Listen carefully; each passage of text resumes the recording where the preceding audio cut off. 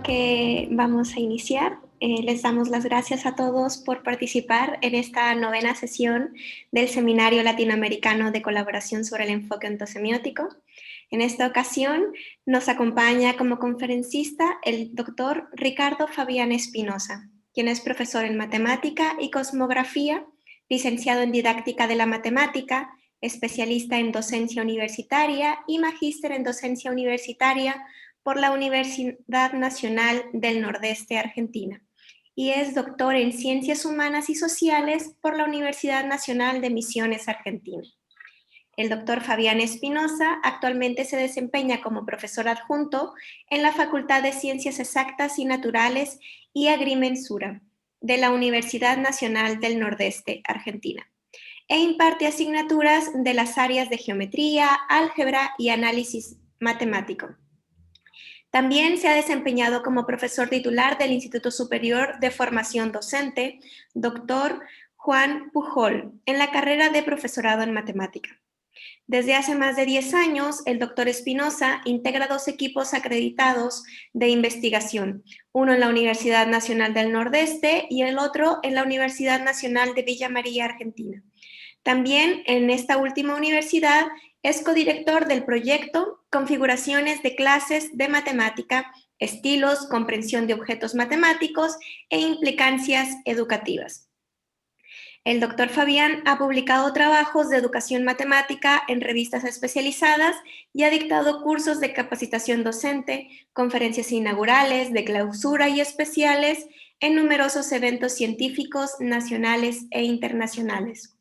La conferencia que nos comparte hoy se titula Análisis y valoración de la comprensión de estudiantes de profesorado en matemática en términos de funciones semióticas. Cedo entonces la palabra al doctor Fabián Espinosa. Bueno, muchas gracias, Lupita. Un gusto poder compartir con ustedes esta charla. Debo empezar diciendo que mucho de esta charla tiene que ver con mi tesis de doctorado, que tuve el gusto de trabajar con el doctor Marcel Puchulú, que fue mi director. Ahí lo veo presente también. ¿Qué tal, Marcel? ¿Cómo estás? Buenas tardes. Bueno, entonces el título de la charla es Valoración de la comprensión de estudiantes de profesorado en matemáticas en términos de funciones semióticas. ¿Cómo va a ser la presentación, digamos? ¿Cómo voy a estructurar esta presentación? Voy a comenzar hablando de los objetivos, tanto generales como específicos de la investigación, de los antecedentes, del marco teórico y también del marco metodológico de la investigación. Y dentro del marco metodológico me voy a referir a las fases de la investigación, al instrumento que se diseña, digamos, a propósito de la indagación, de lo que queremos conocer con la investigación, el análisis a priori de ese instrumento y las distintas formas de validación de ese instrumento. Luego voy a hablar de análisis y resultados. El objetivo general que persigo con esta investigación es valorar la comprensión que han alcanzado en la escuela secundaria los estudiantes que inician la carrera de profesorado de matemática en la Facultad de Ciencias Exactas, Naturales y Agrimensura de la Universidad Nacional del Nordeste, fundamentalmente sobre objetos enmarcados en la divisibilidad, ¿sí? Objetos fundamentales, digamos, que forman parte de la enseñanza de la divisibilidad en la escuela media, ¿no es cierto? Los objetivos un poco más particulares, en principio, determinar las funciones semióticas que establecen los estudiantes a partir de la resolución de problemas del instrumento que hemos elaborado al efecto. Analizar en esas funciones semióticas la red de relaciones matemáticas, relaciones conceptuales de la divisibilidad involucradas en esas funciones semióticas. Y clasificar las funciones semióticas en virtud de la riqueza, la variedad y la complejidad de las relaciones conceptuales involucradas en las mismas. Esas 3 o 4 características hemos tenido en cuenta para realizar esta clasificación de las funciones semióticas en las prácticas de los estudiantes. En cuanto a los antecedentes de la investigación, las clasificamos en dos grupos, digamos. Aquellas investigaciones relacionadas con la comprensión de objetos de la teoría elemental de números y otras investigaciones también relacionadas con la comprensión, pero no exactamente de ese objeto matemático, sino de otros objetos matemáticos. Fundamentalmente, en estas últimas investigaciones hemos tenido en cuenta la cuestión sobre todo metodológica, ¿no es cierto? Dentro de las investigaciones relacionadas con la comprensión de objetos de la teoría elemental de números, y en particular de la divisibilidad, hemos recopilado, analizado y estudiado aquellas investigaciones que están centradas en un estudio didáctico matemático de redes de relaciones entre objetos matemáticos básicos de la teoría elemental de números. Otras que han sido llevadas a cabo con maestros y profesores durante la formación inicial del profesorado, investigaciones realizadas en las escuelas con estudiantes o docentes en ejercicio de la profesión, y las que ponen, otras investigaciones que ponen énfasis en la importancia de las distintas formas de representación de números en la comprensión de contenidos de la divisibilidad. Es decir, si los números están representados en su versión decimal, como habitualmente ocurre en las aulas, o sin embargo, si están expresados, digamos, en base al teorema fundamental de la aritmética, el algoritmo de la división o la propiedad distributiva. Entonces, ese tipo de investigaciones hemos tenido en cuenta y las hemos clasificado de esa manera. El marco teórico que sustenta la investigación es el enfoque ontológico y semiótico del conocimiento y la instrucción matemática. En particular, de LEOS hemos tomado en consideración como objetos teóricos y también metodológicos los siguientes. El concepto de objeto matemático y la clasificación de objetos matemáticos primarios, la noción de práctica matemática y sistemas de prácticas, la noción de configuración de objetos, tanto epistémicas para la realización del marco conceptual y cognitiva, modelos de prácticas de estudiantes que hemos realizado para llevar a cabo el análisis de la comprensión, la noción de función semiótica, el estudio de idoneidad didáctica en sus 6 componentes, como plantea el enfoque ontosemiótico, y la noción de comprensión. El marco metodológico de la investigación, en general, es una investigación que está basada en el diseño y que está fundamentada a partir del empleo de herramientas del enfoque ontosemiótico, digamos. Es de metodología cualitativa, contextualizada y promueve la producción de teorías en función del contexto de análisis, digamos. La población que hemos tomado son los alumnos ingresantes a la carrera de profesorado en matemáticas de la Facultad de Ciencias Exactas, Naturales y Agrimensuras de la Universidad Nacional del Nordeste, y la muestra está constituida por alumnos que cursan la asignatura Álgebra 1 y que además accedieron, digamos, en su momento a participar de la investigación. ¿Sí? Hemos invitado a esos alumnos a partir de una primera reunión, comentándoles las características de la investigación, y en función de esa invitación, muchos accedieron, digamos. En cuanto a las herramientas metodológicas que hemos utilizado, lo primero que hicimos es la construcción de un instrumento de indagación y el análisis a priori. ¿Cómo hicimos el análisis a priori? A través de un análisis ontosemiótico de las situaciones problemas del instrumento, con la noción de configuración epistémica, función semiótica y un primer análisis de idoneidad didáctica. También completamos este análisis ontosemiótico con una rúbrica o matriz de comprensión, que lo llamamos así, donde pusimos prácticas institucionales clasificadas en distintos niveles: novato, aprendiz, experto y distinguido. Nosotros pensamos que, o nos dio resultado, digamos, que además del estudio ontosemiótico de las situaciones, problemas del instrumento, para poder estar en mejores condiciones de comprender lo que los alumnos saben, analizar sus prácticas, determinar las funciones semióticas y la red de relaciones de objetos intervenientes y emergentes también de esas funciones semióticas, nos hacía falta, digamos, avanzar en la construcción de esta matriz de comprensión.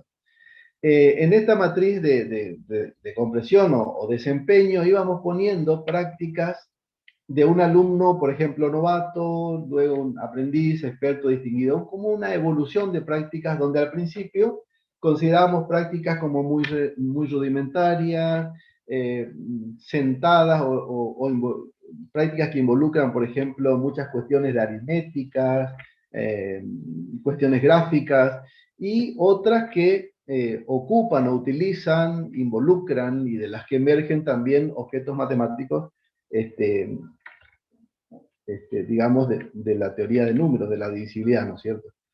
Eso fue bastante bueno para nosotros porque eh, pudimos, digamos, comprender mejor las producciones de los alumnos.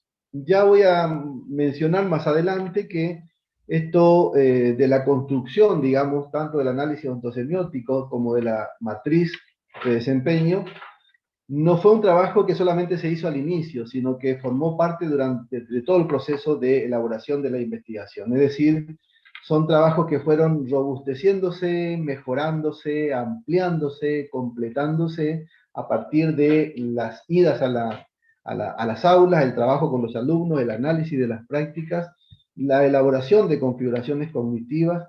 Eso nos permitió ir reajustando, digamos, en todo momento, tanto el análisis ontosemiótico como la matriz de comprensión.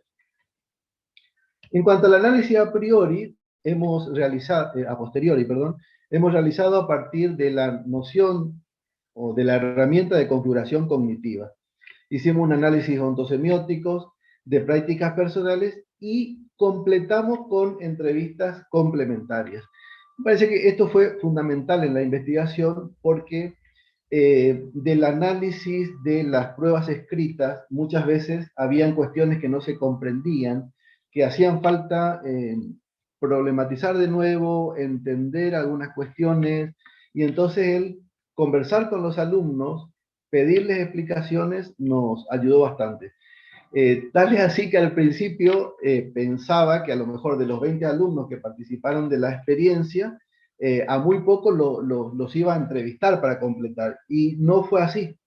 En realidad los entrevisté casi a todos, a la gran mayoría, porque de cada práctica habían algunas cuestiones que no se entendían, o que a lo mejor si se entendían, con la explicación de los alumnos se avanzaba un poquito más en, en la comprensión de la lógica puesta en juego en esa práctica, ¿no? Entonces, esa configuración cognitiva se fue desarrollando, elaborando a partir de las producciones escritas, pero también de las explicaciones que posteriormente daban los alumnos, ¿no? En el momento de la realización de la prueba, habíamos pedido sus datos, le habíamos preguntado si estarían dispuesto a colaborar en ese aspecto, digamos, en una posterior reunión para dar ciertos detalles de lo que habían hecho. Nos dijeron que sí, todos, y entonces, bueno, fue un trabajo que nos sirvió muchísimo, ¿no? En cuanto a las fases de la investigación, en la primera fase hemos elaborado un marco institucional de referencia donde consideramos tipos de problemas y situaciones específicas de clases de problemas. Y lo configuramos, digamos, configuramos estos tipos de problemas con todo el entramado de objetos matemáticos involucrados a partir de una configuración epistémica bastante amplia, digamos, bastante grande, profunda, pero en base a tipos de problemas, no a problemas específicos, sino a tipos de problemas que por supuesto, tienen que ver con el tipo de problemas que resuelven los alumnos en el nivel medio, y esto está constatado en los diseños curriculares, eh, libros de textos usuales, etc. Luego, una segunda fase en donde elaboramos un primer instrumento destinado a recuperar información sobre la comprensión que alcanzan los estudiantes al ingresar en el profesorado de matemáticas. Completamos con esta matriz de comprensión, además del análisis ontosemiótica, digamos, y realizamos una prueba piloto en el Instituto de Formación Docente, Dr. Juan Pujol, en el profesorado de matemática con los alumnos de primer año que aún no trabajaban o todavía no abordaban el objeto de divisibilidad, o sea que fue muy al comienzo, digamos. Este trabajo no fue para cerrar, digamos, lo que pretendíamos en la investigación, sino como para avanzar en la comprensión de las formas que resuelven los alumnos, los objetos que están involucrados, las funciones semióticas que establecen, las relaciones entre conceptos que están puestas en esas funciones semióticas. En una tercera fase, hemos elaborado un segundo instrumento de recolección de datos en función de haber comprendido un poco más cómo trabajan los alumnos, en función del análisis de las prácticas de los alumnos del profesorado del instituto que he mencionado, y para este segundo instrumento hemos realizado un análisis de idoneidad, ¿sí? Y también valoración de pares expertos, y una segunda exploración en la Facultad de Ciencias Exactas de la UNI. Esta es una forma de validación del instrumento, digamos. Hay una validación que tiene que ver con el marco teórico-metodológico que sustenta la investigación, que es el análisis de idoneidad didáctica, un constructo muy fuerte, muy potente, que permite orientar la investigación, que permite analizar la investigación en muchos de sus aspectos. Y la valoración de pares expertos, hemos realizado un protocolo donde pedíamos a personas, digamos, expertas en la temática, un análisis y una valoración. Con los resultados de esta valoración de pares expertos y del análisis de idoneidad didáctica, pudimos avanzar en la construcción de este instrumento de indagación, digamos. Tal es así que en una cuarta fase hemos elaborado la última versión del instrumento, a partir de lo que nos dijeron los pares expertos, la sugerencia que nos dieron, a partir de un nuevo análisis de las prácticas personales de los alumnos, realizado en esa exploración, según la exploración realizada en la fase anterior, y por supuesto una reformulación de la matriz de comprensión. Esto es lo que decía al principio, que el trabajo sobre el análisis de las prácticas de los alumnos, lo que dicen los pares expertos, la valoración que hacíamos de la idoneidad didáctica, todas esas cuestiones en todo momento nos permitió ir mejorando tanto el análisis ontosemiótico que realizábamos, como también la matriz de comprensión, digamos. Ese análisis ontosemiótico se nutre bastante de la matriz de comprensión. Nosotros no pensamos en un análisis del instrumento de indagación ni muy básico ni muy elaborado, un intermedio que nos permitiera comprender, digamos, mejor la lógica de los alumnos puestas en sus prácticas resolutorias de cada uno de los problemas del instrumento. En cuanto a la última administración del instrumento, eso lo llamamos fase quinta, y en la sexta fase hicimos el análisis de la comprensión, que es lo que pretendíamos, ¿no es cierto?, a partir de configuraciones cognitivas, el establecimiento, la identificación de funciones semióticas en las prácticas de los alumnos, la identificación también, o la elaboración de redes de relaciones conceptuales presentes en esas funciones semióticas, la clasificación de las funciones semióticas y la valoración de la comprensión en términos de esas funciones semióticas y de la clasificación de funciones que habíamos hecho, ¿no? Bueno, en cuanto al instrumento de indagación, es un instrumento que contiene 10 problemas de divisibilidad. En el primero de ellos, preguntamos sobre cuestiones de si un número es divisor o múltiplo de otro cuando los números están expresados en su versión decimal, posicional en base 10. En el segundo problema, relacionamos la relación divide con la división, digamos. Es decir, una relación entre números con una operación entre números. A propósito también que en la división, el divisor de la división no siempre es divisor del dividendo. Tienen los mismos nombres, pero significan cosas distintas y generalmente suelen confundirse los alumnos. Hay una confusión que habitualmente se nota entre la división, el hecho de ser divisor y la fracción, digamos, ¿sí? Entonces esas cuestiones queríamos trabajar. En un tercer problema, planteábamos la tarea inversa de aquella tarea clásica de las aulas de, dado un número, buscar sus múltiplos. Lo que nosotros acá hacíamos es dar una lista de múltiplos, exhaustiva, ordenada y acotada, y preguntar de qué números son múltiplos y plantear el tema de la unicidad. En un quinto problema, trabajamos con un literal y buscar las condiciones de ese literal para que sea divisible por 3. Luego, planteábamos en el problema 5 la emergencia de una propiedad importante de la divisibilidad. También en el problema 6 lo mismo. Esta cuestión de, en el problema 5, por ejemplo, establecer las relaciones entre los naturales y los enteros, digamos, porque si un número es divisor de otro, en naturales, siempre el divisor es menor o igual. Sin embargo, eso en entero no ocurre. ¿Sí? Entonces hay un estudio, digamos, de cómo se comporta la divisibilidad en Z y en N. Hemos realizado un estudio relacionado con eso.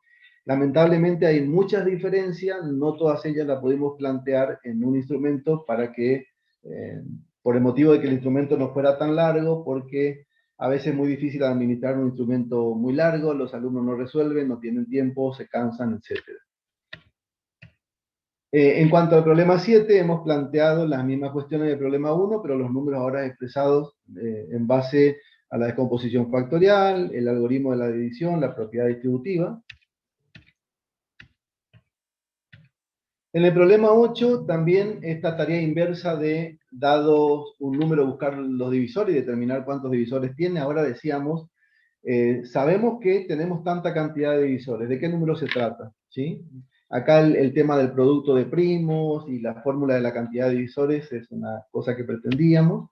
Y en el problema 9 y 10, un problema de la semi-realidad, digamos, cuestiones de contexto, que tienen que ver con el mínimo común múltiplo y el máximo común divisor. Un ejemplo de cómo hicimos el análisis a priori, por ejemplo, del problema 7, hemos resuelto el problema y en la resolución íbamos identificando, destacando los elementos, los objetos primarios que plantea el enfoque ontosemiótico para que nos fuera más fácil después elaborar las configuraciones.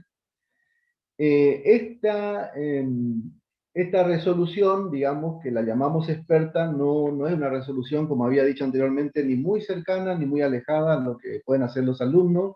Este conocimiento lo adquirimos analizando mucho las producciones de los alumnos y elaborando la matriz de desempeño, digamos, porque al principio, sin esos elementos, es como muy difícil tener una resolución experta o un marco institucional que pueda realmente servir como marco de referencia para analizar las producciones de los alumnos, y que no sea un marco que no ajuste, que nos quede muy alto, que nos quede muy bajo, que en definitiva nos sirva para mucho, digamos.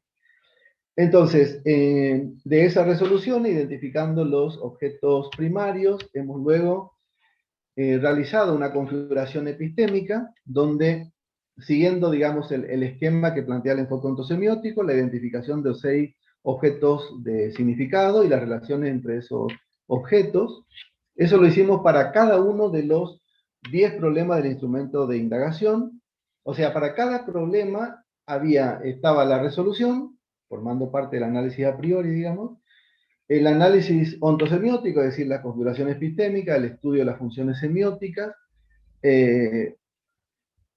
otros tipos de resoluciones en la matriz de comprensión, luego un análisis de idoneidad, es decir, el análisis a priori es un análisis bastante amplio, digamos, pero que también siempre estuvo como robustecido, valorado, validado por también los pares expertos, las discusiones con docentes, la exploración en el aula, el análisis de las producciones de los alumnos, la discusión con el director, etc. Acá pongo una imagen, digamos, de lo que es la matriz de comprensión, solamente para el caso del problema 7. Elaboramos una práctica que tiene que ver con un alumno novato, es decir, con muchas características de la aritmética, objetos muy rudimentarios, y luego fuimos mejorando, no es la palabra, sino elaborando otros tipos de prácticas más relacionadas con el empleo de otros, o con conocimientos matemáticos, propiedades, etcétera, ¿sí? Bueno, en cuanto a los resultados, hemos realizado la valoración de la comprensión alcanzada por los estudiantes en términos de la clasificación de las funciones semióticas detectadas en sus prácticas y la determinación de las redes de relaciones conceptuales involucradas en esas funciones semióticas. Es decir, por cada ejercicio hay una amplia red de relaciones, y si uno imagina, digamos, los 10 ejercicios, los 10 problemas del instrumento de indagación, cada uno de ellos con una importante red, pero también si cruzamos todos los problemas con una red mucho más amplia, enseguida muestro un dibujo, es bastante visual, digamos, el hecho de que la red es una red potente, ¿sí? En cuanto a la clasificación de las funciones semióticas detectadas en las prácticas de los estudiantes, hemos encontrado funciones semióticas actuativas, cuando el contenido de esa función semiótica es un procedimiento, una técnica, una manera de hacer. También funciones semióticas de tipo argumentativo, a las que a su vez clasificamos en función semiótica argumentativa conceptual, argumentativa proposicional, argumentativa con contraejemplo y argumentativa deductiva. Es decir, hay dos grupos importantes de funciones semióticas desde las prácticas de los alumnos, que tienen que ver con los procedimientos y con la argumentación, digamos. En cuanto a la argumentación, argumentan con conceptos, con proposiciones, con contraejemplos, y también hay algunas deducciones, ¿no? Esto es importante destacar porque en ciertas instituciones por ahí uno le da como mucho valor a las argumentaciones del estilo algebraica deductiva, digamos, y no tanto a las otras, ¿no? Un ejemplo visual acá de cómo fuimos trabajando con la identificación de funciones semióticas. Otra vez con el caso del problema 7. En esta tabla tenemos, bueno, acá muestro solamente 4 alumnos, pero hemos realizado para los 20 alumnos de la experiencia y para los 10 problemas del instrumento. Es decir, identificábamos todas las funciones semióticas por cada problema de todos los alumnos que intervinieron en la práctica, digamos. Estos colores distintos es para organizar mejor el tema de la identificación y la clasificación de las funciones semióticas. Por ejemplo, en color verde están las funciones semióticas de tipo actuativas, que se establecen entre un problema y un procedimiento, las del tipo 1 y las del tipo 2 entre procedimientos entre sí. Después, en negro pusimos las funciones semióticas argumentativas proposicionales, en azul las funciones semióticas argumentativas conceptuales, y después se ven otros colores de las otras clasificaciones que hemos realizado. Entonces, la identificación con colores nos permitió ver que nos ayudó, digamos, luego a poner cada función semiótica en el lugar que correspondía de la clasificación. Pero esto ya una vez que hemos decidido la clasificación de esas funciones en función del análisis de las prácticas que íbamos viendo, ¿no?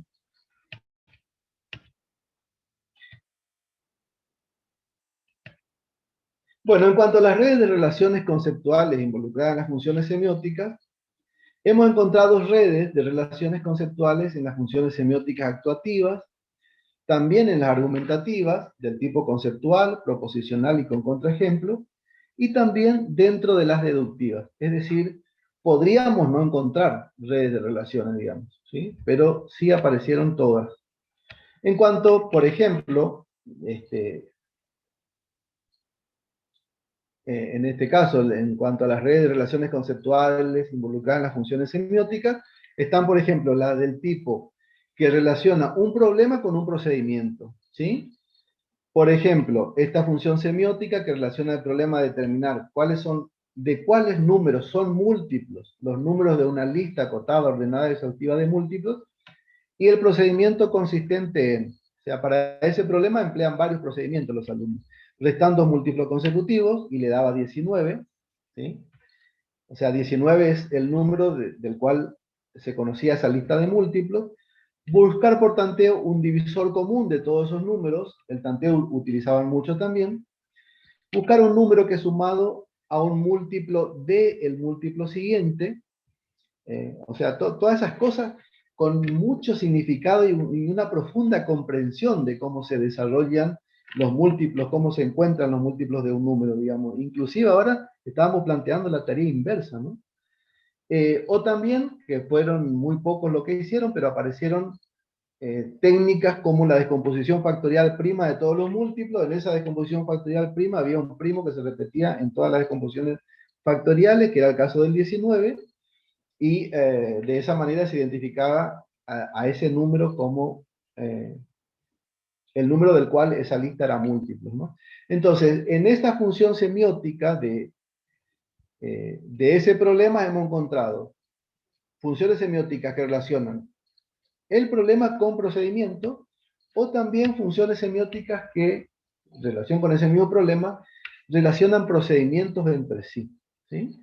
Por ejemplo, el caso de una función semiótica que relaciona dos procedimientos para determinar el literal que tiene un número A, que creo que era el problema 4, en una de sus cifras para que resulta ser divisible por otro. Utilizaban mucho el tanteo y la división, y el tanteo y la aplicación de un criterio de divisibilidad. El estudio de este tipo de funciones semióticas en el trabajo que hemos realizado es enorme. Es enorme. Un trabajo muy de día a día, de pensar, de decidir.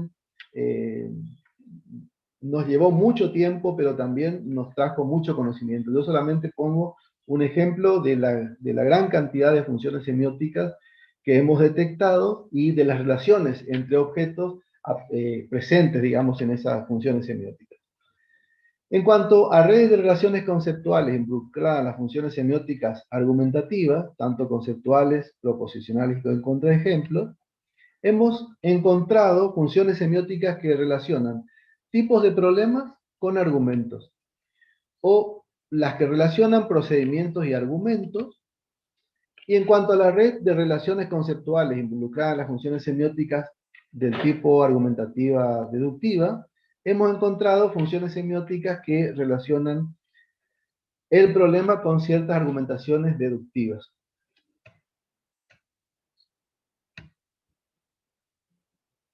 Acá, por ejemplo, les pongo una imagen de una red de relaciones establecida que establecen los estudiantes, digamos, a propósito del problema 3, ¿sí? Hemos identificado con las flechas rojas todas las relaciones que establecen los estudiantes, los 20 estudiantes, eh, a propósito del problema 3 nada más. Entonces, si por ejemplo hacemos una imagen parecida a esta para los 10 problemas, tendríamos que tener como 10 conglomerados, pero a su vez, esos 10 conglomerados no están aislados, ¿sí?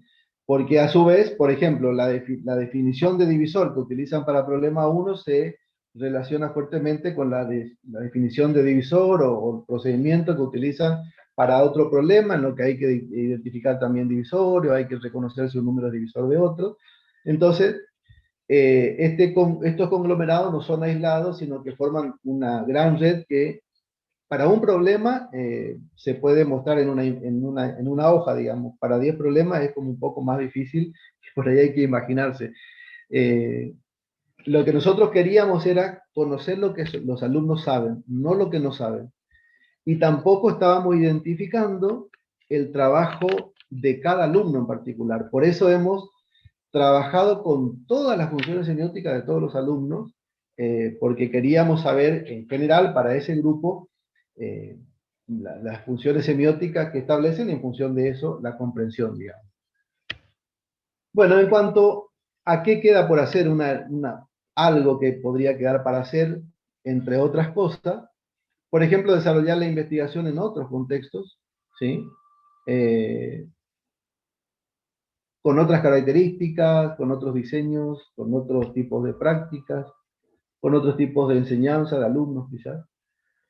El desarrollo de otros instrumentos de temáticas similares o temáticas diferentes, análisis y clasificación de funciones semióticas erróneas o incompletas. Nosotros pusimos énfasis en esta investigación porque estábamos queriendo valorar la comprensión, pusimos énfasis en las funciones semióticas correctas, digamos, ¿sí? En los conocimientos que los alumnos sí tienen, no lo que no tienen.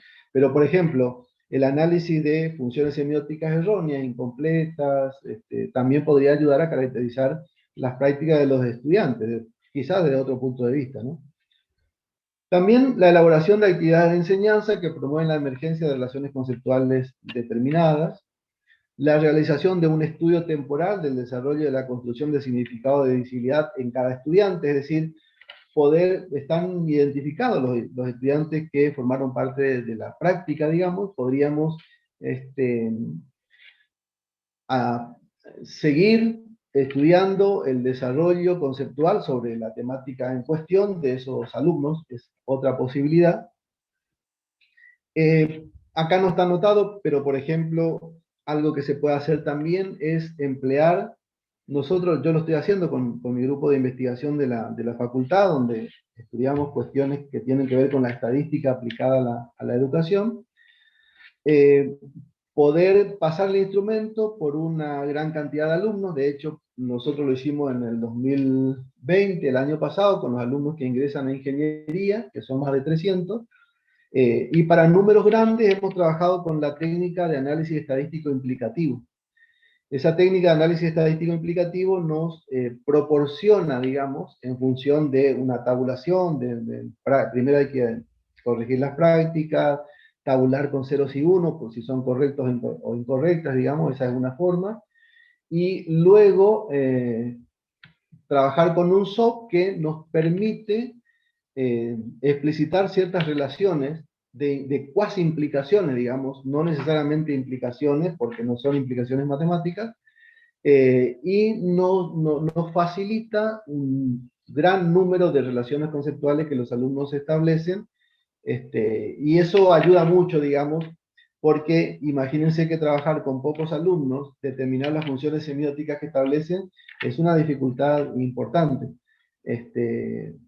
Hay que estar mucho tiempo analizando, sentado y trabajando, digamos, y que no se te escapen mucho las cosas, porque por ahí lo que pasaba es que por ahí uno deja 2 o 3 días y ya se olvida del tipo de funciones semióticas o de los objetos involucrados, de la clasificación, etc. Entonces, bueno, una cuestión que acá no noté, pero que se podía trabajar con mayor cantidad de personas es utilizando algún SOP estadístico, ¿no? Que nos deje al descubierto las relaciones conceptuales que establecen los alumnos en su práctica. Bueno, muchísimas gracias.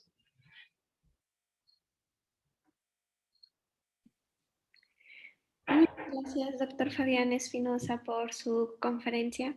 Bueno, como bien lo dice el slide, pasamos a la sección de preguntas, comentarios, algunas reflexiones. Sí.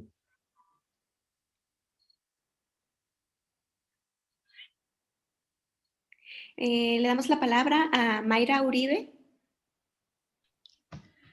Hola. Hola, Hola, Mayra. buenas tardes a todos. Buenas tardes. Un saludo, Fabián. Felicidades por tu trabajo. Muchas gracias, Mayra. Bueno, yo te mando saludos desde acá, desde México. Mi pregunta va en relación sobre las entrevistas complementarias que realizaste. Mencionabas la relevancia de escuchar a los estudiantes porque en cierta medida los primeros instrumentos fueron insuficientes para identificar ciertos procesos y prácticas, ¿no? de los estudiantes. ¿Qué consideraciones podrías compartirnos en relación al diseño de este tipo de instrumentos cuando realizamos investigaciones en didáctica de las matemáticas? Propiamente, por ejemplo, lo que refiere a detectar en el discurso del estudiante o en su argumentación prácticas o procedimientos que no podemos detectar tan fácilmente a veces en un papel, por ejemplo, ¿no? Claro. Sí, esta es una pregunta fantástica, digamos, porque me parece que, porque de alguna manera uno le recuerda que hay cosas importantes que está bien decirlas, digamos, en una charla como esta, ¿no? Que tiene que ver con la cocina misma de la investigación, ¿no es cierto? Porque suele pasar cuando uno inicia una tarea de investigación y también con los alumnos o los tesistas que por ahí tenemos, eh, pero esto tiene que ver con la práctica misma, con la experiencia misma, ¿no? Porque yo creo que uno siempre entiende mejor la lógica de los estudiantes, el análisis de las prácticas la realiza mejor cuando tiene elaborado un buen marco epistémico, ¿sí? Eso para mí es fundamental, digamos. Y tener elaborado un buen marco epistémico no significa que uno lo pueda hacer, pueda realizar un marco epistémico una sola vez y dejarlo listo. Porque hay veces uno se centra mucho en la idea temporal de la construcción de la investigación misma, de la fase de cualquier investigación, y uno dice, bueno, primero el marco epistémico, me suele pasar mucho con mis tesistas. Entonces dice, bueno, terminado el marco epistémico, ahí está, lo dejo ahí, no lo toco más. Y entonces, eso es lo que no sirve tanto, digamos, porque en función de los conocimientos del terreno, uno vuelve una y otra vez en un proceso espiralado hacia el marco epistémico y lo mejora siempre. Cuando uno lo expone en una investigación, en una tesis, ese marco epistémico seguramente pasó por un proceso largo y no es lo primero que se nos ocurrió y lo dejamos así, sino que fue robusteciéndose, ampliándose, mejorando siempre, digamos. Esto es lo que le da la característica de metodología cualitativa, ¿no es cierto?, de investigación. Entonces, a pesar de eso, y ahí sí voy, profesora, con su pregunta, uno, desde el análisis de las prácticas de los estudiantes, hay ciertas cosas que no siempre las comprende, ¿sí? Y tampoco me parece que hay que caer en esta cuestión de me parece que entiendo, y entonces uno saca conclusiones, porque despojarse de todas ideas, de cuestiones que tienen que ver con suponer algo, sabemos que en ninguna investigación eso está bien, digamos, porque no nos permite sacar conclusiones genuinas sobre lo que queremos saber. Entonces, por más que uno tiene un buen marco epistémico y que cada día lo mejora y lo mejora y lo arregla, hay ciertas cuestiones que a lo mejor uno dice, bueno, pero me parece que está haciendo tal cosa, ¿sí? En el mejor de los casos, porque en otros casos directamente uno dice, yo no entiendo esto, no sé por qué hace eso. Entonces, en ese caso, ampliar, digamos, el análisis o la interpretación de la lógica de los estudiantes a partir de preguntas que uno realiza, les hace directamente a ellos, me parece que es una excelente opción, digamos. Las preguntas de ampliación de las prácticas tenían que ver más bien con volver a explicar lo que hacían, o sea, por ejemplo, no decir, bueno, vos sabés que acá está hecho tal cosa, a mí me parece que vos quisiste hacer eso, no porque de alguna manera uno está contagiando, digamos, lo que uno piensa, sino pedir explicaciones, mostrar alguna producción, alguna fórmula, algún cálculo, algún escrito, definición, lo que sea, y bueno, preguntar con la idea de realmente quiero saber porque no entiendo, ¿sí? Eh, entonces, por ahí despojarse de eso que uno, porque si no es un poco cómodo el trabajo de tener 20 pruebas y analizarlas sin volver a preguntar, digamos, pero el conocimiento que te genera volver a preguntar sobre ciertas cuestiones realmente es sumamente importante y hace que la investigación salga más limpia, ¿no es cierto? Pero en cuanto a las características de esas preguntas, eran más bien pedido de explicación sobre algunas cuestiones que no se entendían. Muy bien, muchas gracias. Por favor. Solamente para para cerrar, sobre el análisis de, las redes de relaciones conceptuales. Sí. ¿Utilizó algún software para analizar esa información? No. En cuanto a las redes de relaciones conceptuales, ahora ya del año pasado, estoy trabajando con el método de análisis estadístico implicativo, con el software CHIC, ¿sí? Pero para un grupo mucho más amplio, digamos. Para esta investigación, con 20 estudiantes, el trabajo fue manual. Es decir, el análisis de las pruebas de los alumnos, metodológicamente, cómo yo me organicé, digamos, saqué fotocopias de las producciones de los alumnos y con distintos colores iba marcando las funciones semióticas en el papel. Luego eso iba pasando a una tabla y diferenciando con colores y esas cosas, me permitió ver funciones semióticas, eso me permitió clasificar las funciones semióticas y determinar en cada función semiótica qué tipos de objetos estaban relacionados entre sí. ¿Sí? Pero fue un trabajo manual. Muy bien, pues muchas gracias y nuevamente felicidades. Bueno, muchas gracias, un gusto. Muchas gracias, Mayra. Tenemos una pregunta de la doctora Norma Rubio. Bueno, primeramente, felicitar el trabajo del doctor Fabián. Y su pregunta es, ¿qué se entiende por comprensión en esta investigación? Me parece un proceso muy amplio. ¿Cómo lo definieron en este trabajo?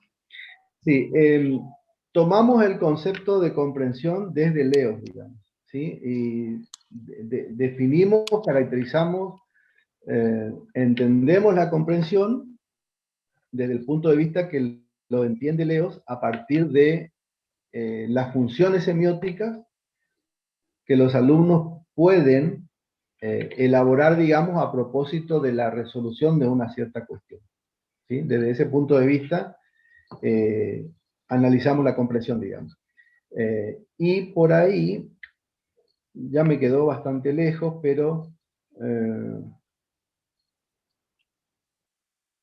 bueno, a ver, la verdad que no me acuerdo en dónde... Bueno, sí, lo decía desde ese punto de vista, digamos.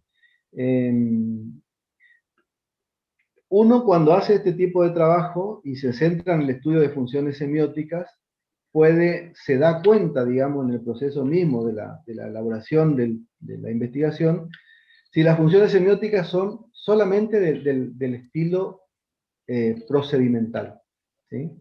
O si las funciones semióticas solamente relacionan un problema con un procedimiento, o procedimientos entre sí.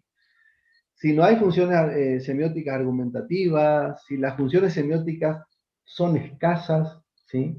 Si hay mucha diferencia entre el marco institucional y el marco personal, digamos, es decir, no marco personal, sino las prácticas del investigador en relación con las prácticas personales de los alumnos, si hay mucha distancia en ese tipo de cosas, obviamente que la comprensión va a ser valorada como escasa, como negativa, como incompleta, ¿sí? En este caso, nosotros vimos, digamos, que si bien hay muchas más funciones semióticas de tipo actuativa, porque vimos ahí en las tablas se ven, por ejemplo, que hay mucho verde y poco negro, rojo, azul, por ejemplo, ¿sí? Entonces hay como muchas más funciones semióticas del estilo procedimental, ¿sí? Pero no hay ausencia de funciones semióticas del estilo argumentativo tampoco. Entonces, por ahí podríamos decir que hay más funciones semióticas del estilo procedimental y bueno, la valoración de la comprensión no es tan alta, digamos, ¿sí? Por otra parte, por ejemplo, en el caso de que los números están expresados en otras formas, en otras representaciones, que no sea la versión decimal, en base al algoritmo de la división, la propiedad distributiva, la factorización prima, los alumnos, al igual que sucede en muchas otras investigaciones que forman parte de los antecedentes de este trabajo, los alumnos por ejemplo, prefieren pasar por la versión decimal, es decir, resuelven las cuentas, realizan división o tanteo para responder de si un número es divisor de otro y esas cosas, ¿sí?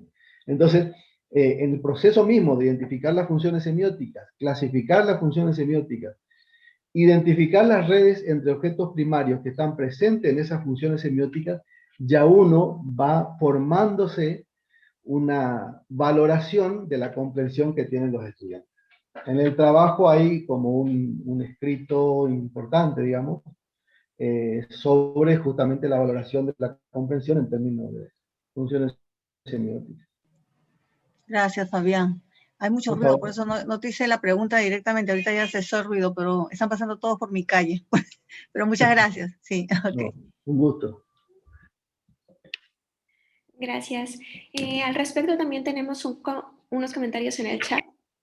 El doctor Marcel Pochulu dice que se consideró la definición: comprender un objeto matemático significa producir, organizar y reorganizar la red de relaciones que se deben establecer en la resolución de una situación problemática, intra y extra matemática, que obliga al funcionamiento del objeto los procedimientos o técnicas que se despliegan para resolverla. Las definiciones, propiedades, argumentos que validan las acciones realizadas, todas ellas soportadas y reguladas por el lenguaje, propio de la matemática y la lengua natural. Esta definición se elaboró desde el Instituto Nacional de Formación Docente de Argentina y resultó muy útil porque vincula los objetos matemáticos primarios con la noción de comprensión. Tal cual. Tenemos otro comentario de la doctora Omaida Sepúlveda. Dice que es bueno retomar problemas de divisibilidad según los libros de Euclides. Y tenemos otra pregunta de la profesora María Elena Markiewicz. Dice que quiere preguntar, yo entiendo a una función semiótica como una relación que se establece entre un significante y un significado, entre una expresión y un contenido, o sea, dar contenido a una expresión. Me cuesta pensar en la función semiótica relacionando un problema con un procedimiento o dos procedimientos entre sí. En el primer caso, debería pensarlo en el sentido de que a ese problema se le da un significado vinculado a determinado procedimiento, y en el segundo caso, procedimiento. Sí, es así como decís, María Elena. Exactamente, una función semiótica relaciona una expresión con un contenido, un significante con un significado. El significado que el alumno tiene del problema en términos del procedimiento que utiliza. Eso es lo que nosotros identificamos, ¿sí? Y también la relación, por ejemplo, entre dos procedimientos, o sea, cómo se vinculaba la división con el tanteo, ¿sí? Por ejemplo, pasaba que muchos alumnos iban haciendo el tanteo, pero lo escribían en términos de división, ¿sí? Entonces, eso, por ejemplo, no se ve desde una práctica en hoja y papel, digamos, pero sí se ve en la entrevista, como por ejemplo te decía, yo no me daba cuenta que esto se podía hacer con la división. Entonces empecé a probar con este número, con este número, con este número, y como en todos los problemas le pedíamos que fundamenten las respuestas, entonces nos decían, nos explicaban después que ponían, digamos, en términos, la respuesta en términos de la división por ese motivo, ¿no es cierto? Pero sí, María Elena, es como vos decías, así lo tomamos nosotros a esas funciones semióticas que identificamos en todas las clases, ¿no? Gracias, Fabián. No, por favor. ¿Alguien más desea hacer alguna pregunta? Bueno, en lo que a lo mejor piensan un poquito en alguna otra pregunta o reflexión que hacer para el doctor, yo quisiera preguntar dos cositas. A ver. Tal vez un poquito fuera del tema central que se ha llevado la discusión en términos de la función semiótica. Me llamaba la atención primero sobre la validación, cuando mencionabas que la validación se había dado en ciertas áreas en términos del propio enfoque que estabas utilizando, por ejemplo, cuando mencionabas los criterios de idoneidad. Bueno, normalmente a veces cuando estamos desarrollando nuestra tesis, lo común o más clásico de ver o en estudios de educación matemática es una validación por expertos. Que también lo vi en las fases, pero sobre todo me llama esta otra parte, cómo validar con tu mismo enfoque teórico que estás utilizando.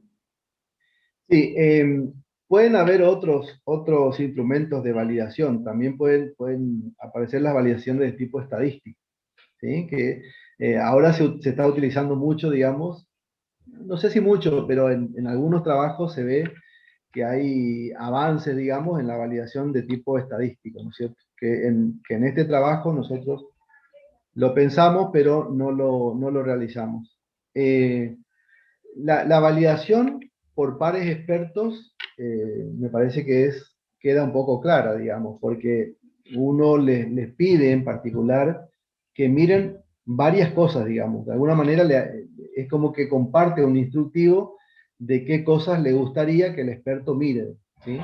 Y la verdad que es muy importante porque las cosas que te comentan, que te informan, que te dicen, que te preguntan, y a uno les hace avanzar bastante en la investigación. Y el concepto de idoneidad didáctica, que es una herramienta fabulosa de LEOS, realmente fabulosa, muy importante, muy rica, digamos, siempre nos permite ir orientando la investigación, digamos. Es decir, en este caso, con el instrumento, el análisis a priori del instrumento, el ir a las aulas, el conversar con alumnos, el analizar las pruebas de los alumnos, y también en ese proceso ir mirando otras investigaciones, con todo ese cúmulo de relaciones conceptuales que el investigador tiene presente, digamos, dentro de sus estructuras. El análisis de idoneidad es el que te orienta, el que te muestra el camino, el que te da pautas como para ir mejorando las cosas, ¿no es cierto? Yo creo que es muy importante el tema de la validación de un trabajo, ¿no? La validación metodológica, ¿sí? De lo que uno produce.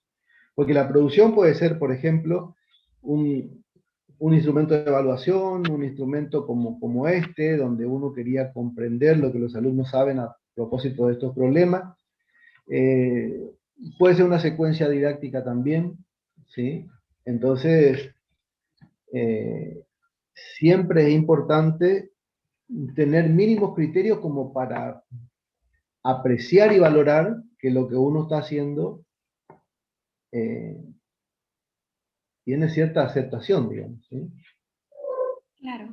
Sí, mi pregunta iba enfocada, como dices, hay, a lo mejor en estudios cuantitativos ya hay definidos índices de confiabilidad y de validez, por ejemplo, Claro, de contenido, exacto, pero hay exacto. todo un debate de cómo trasladar estos índices o cómo validar esa misma confiabilidad o esa validez de contenido, cómo Claro, trasladarlo al área de la educación o de las ciencias, de los estudios de ciencias sociales. Entonces, por eso exacto. me pareció bastante interesante lo que mencionaba sobre una validación con las propias herramientas del enfoque teórico. Claro, tal cual. Muy bien. La otra pregunta es con respecto a lo que yo mencionaba ya hacia el final sobre estas redes y la cuasi implicancia.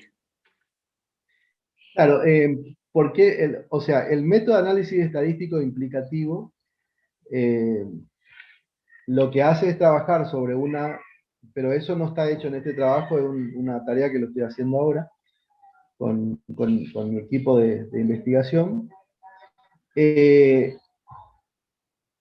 Desde una matriz, digamos, de ceros y unos, con preguntas propias de un instrumento, por ejemplo, de evaluación, el método de análisis estadístico te da ciertos árboles de similaridad.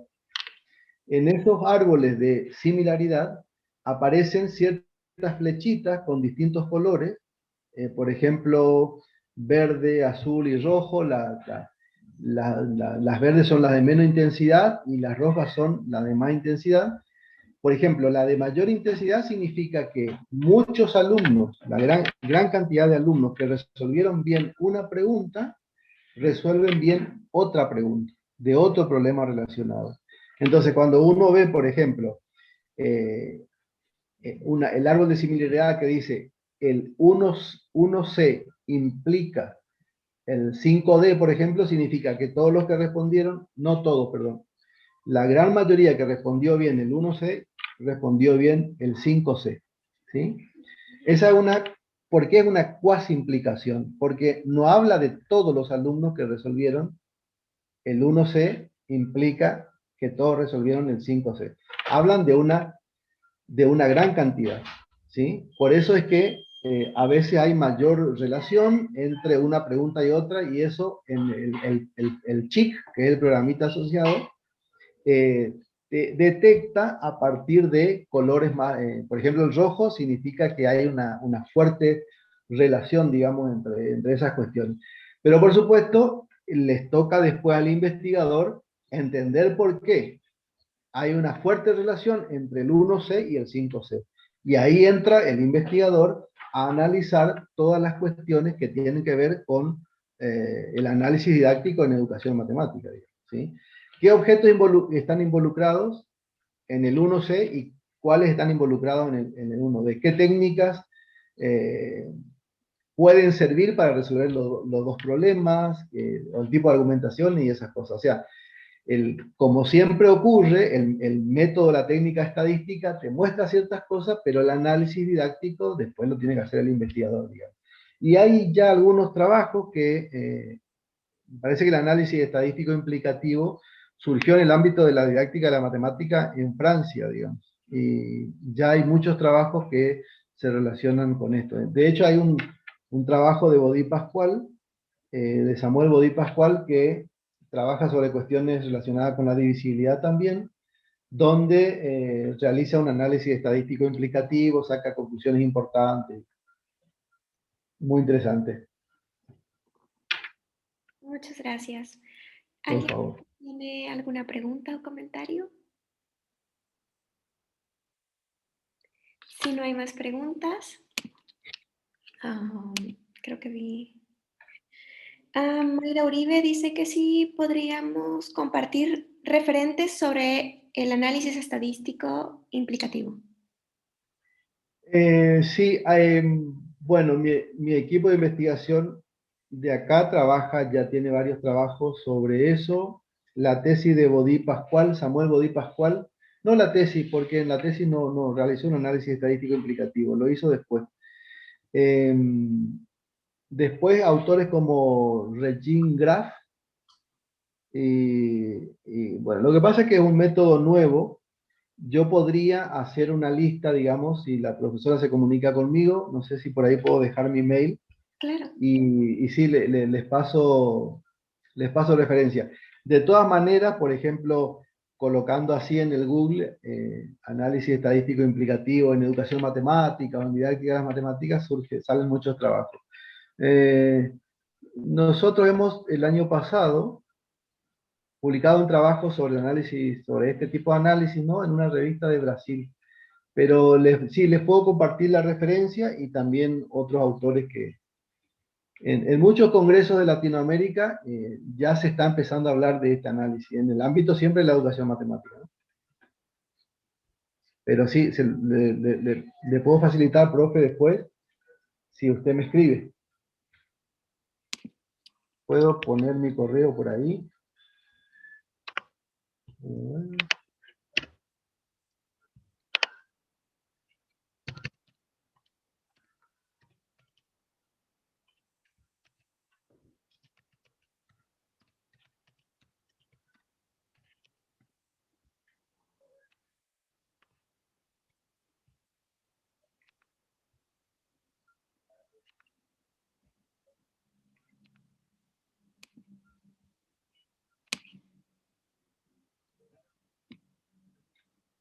Muy bien. Si no hay más preguntas, entonces agradecemos al doctor Fabián Espinosa por su conferencia. Bueno, muchas gracias, Lupita. A usted, Haremos ahí en esa muchas gracias. próxima. Profesor Fabián.